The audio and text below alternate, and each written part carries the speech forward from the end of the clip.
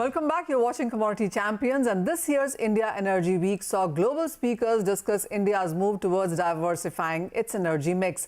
Speaking to CNBC-TV18, the Director General of International Renewable Energy Agency, Francisco La Camara, said that he's impressed by India's sustainability strategy. He also believes India will reach its green targets on time. There is so much conversation about renewable energy at India Energy Week. What has been your sense, even as all countries have been putting an agenda and a timeline to reach net zero? Where do you see better implementations and better move coming in?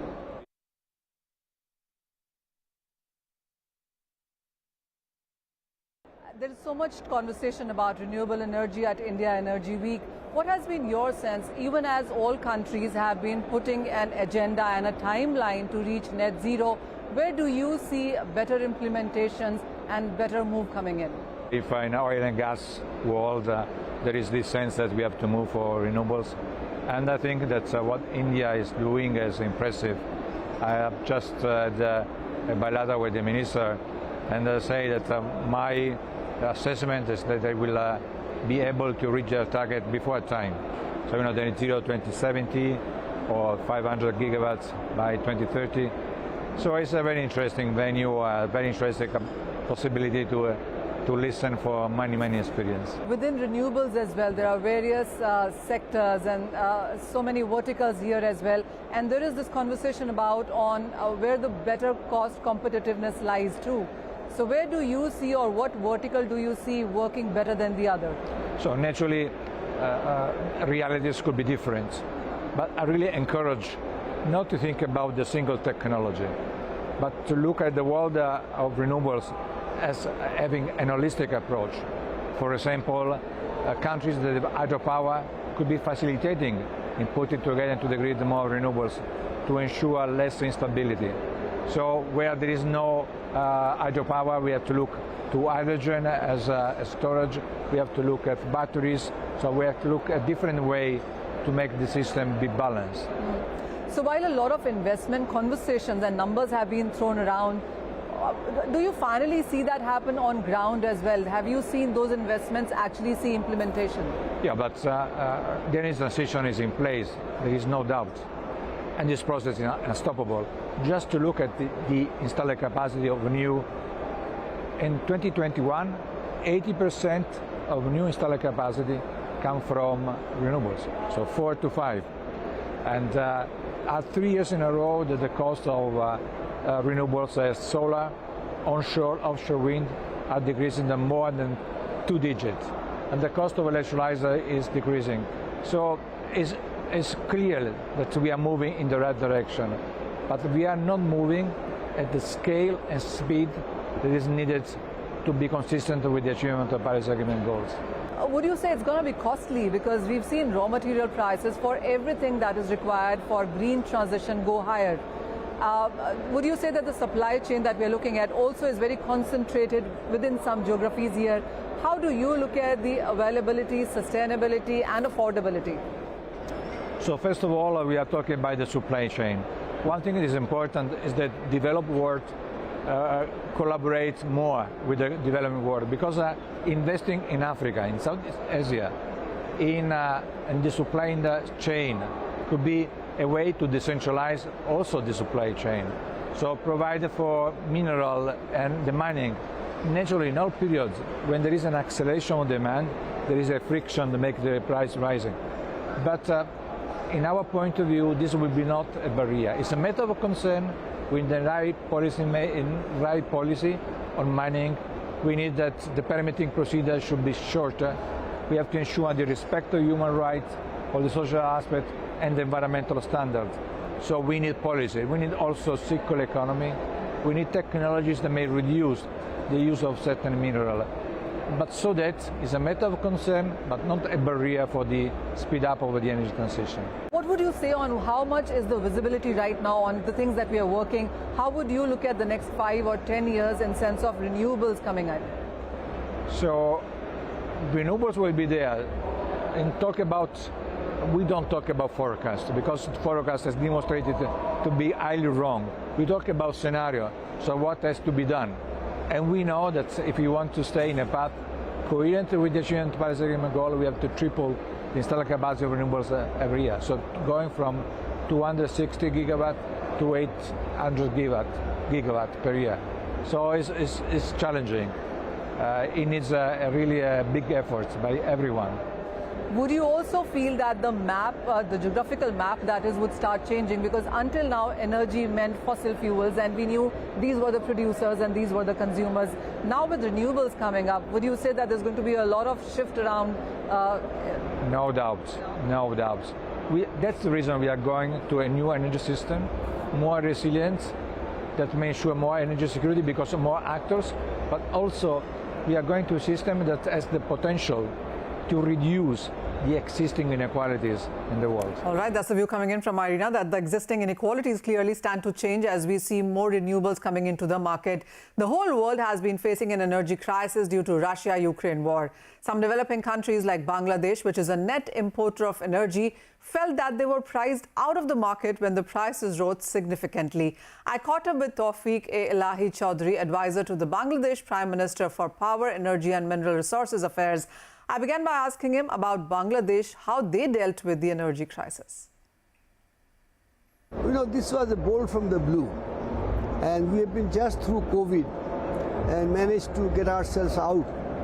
The economy was picking up, things looked good. And then came this black swan, the Ukraine war, which has, as you all know, turned the world upside down, and more so the energy market. We know we are basically importer of energy. We do produce some gas in the country, but we import coal and LNG.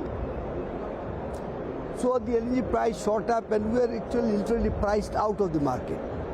Europe took away all the products. So unfortunately what happened, although we have the full infrastructure to provide electricity to all the population, we ran short of primary fuel. And you know, our power plants were sitting idle. We couldn't buy the primary fuel. As you know, if something is 10% higher, it's okay. But it got to 10 times higher, you can't manage that. The developed countries were very insensitive to these issues because energy, you know, they're wealthy people, they can, you know, get money here and there and tide through the crisis. But for us, it became a big challenge. And we had to, the only choice we were left is to manage our energy business in ways that we provide full support to industry, to agriculture. These are two. And then cut our demands down as far as possible, which is not a very popular idea, you know. If there is power outage, shortage, there will be a lot of public resentment. But thank heaven, you know, our Prime Minister Sheikh Hasina is so popular. So when she makes a call that, you know, this is tough time, got to, you know, cut your coat, you can't waste energy. So I think the nation responded and very patiently responded. So we are, hopefully, we are out of the woods now. It looks that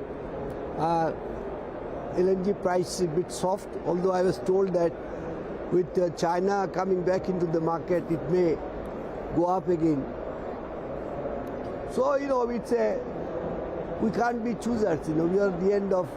A lot of energy conversation now happening in Asia with India Energy Week happening here. I mean, this is the second big event that's happening in Asia. Would you say that a lot of conversation is now coming towards this part of the world? Yes, you know, because this is the growth engine of the world, this part of the world. And for future, you know, it has a long way to go. And the mature energy economies are basically, maturity brings, you know, slow growth, anybody, whether it's a human being or anything. So with that slow growth, this part of the world where people have yet to, you know, have an affordable income, education, health, even including China, India obviously, and Bangladesh along with that, and other countries. This will be the engine of growth for the future, provided the world recognizes that.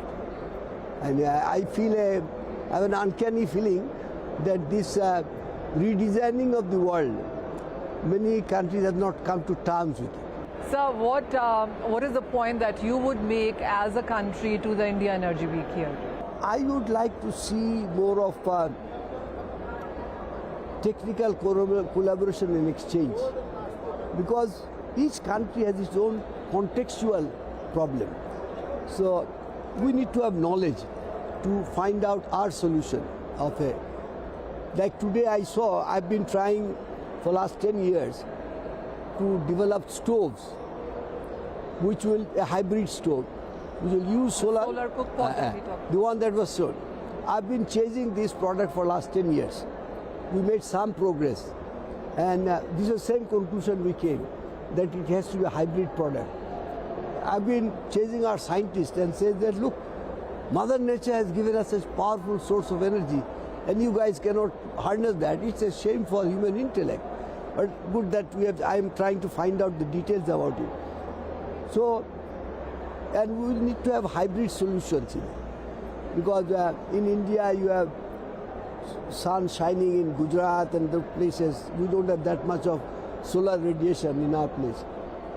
But if you can take some of this electricity to Bangladesh, we have time zone, time difference about 3 hours. So when we are dark, Gujarat is still, the sun shines. So if you can take this electricity through an efficient transmission line, then both countries can gain. So we have a lot of cooperation, as you know, with India. It's our biggest neighbor, most friendly country. I was in a very small way involved in the liberation war, and India stood by us.